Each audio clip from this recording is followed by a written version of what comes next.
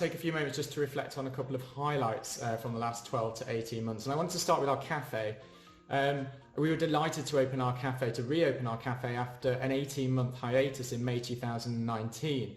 But we were even more pleased actually to see the cafe, which is now an in-house resource, deliver a free school meals project during the summer of 2020, and then again in the October half term, providing over 500 meals to local children.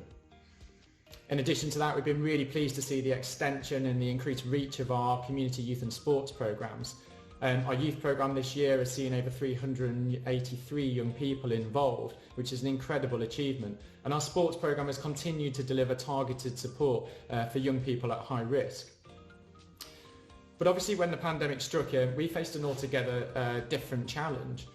Most of our relationships, in fact all of our work with young people, is based on our relationships with them and those face-to-face interactions that we have on a daily basis.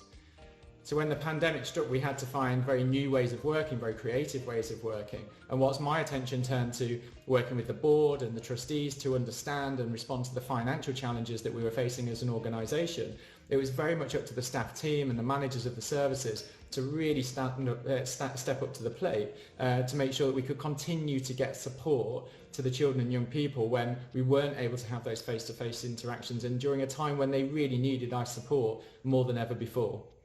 And what an amazing job our staff did, and big thanks to all of our staff team for their incredible efforts over the last 10 months or so.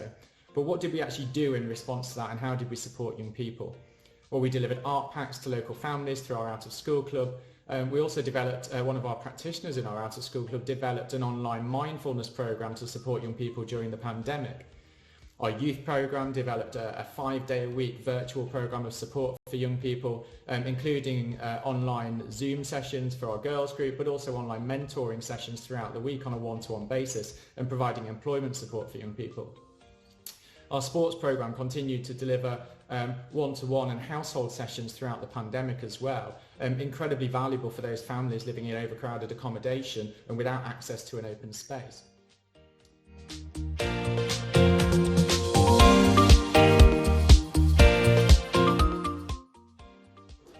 It's really difficult to reflect on the last 12 months without really talking about the financial impact that the pandemic has had on the charity. But what we've also seen over this period is this incredible response from the local community. Our emergency appeal raised over £100,000 in only a few months and received over 1,000 donations in total. We've also managed to raise over £250,000 worth of support from trusts, foundations and grant-giving bodies, that's further supported our efforts to meet the immediate financial challenges that the pandemic has created for us.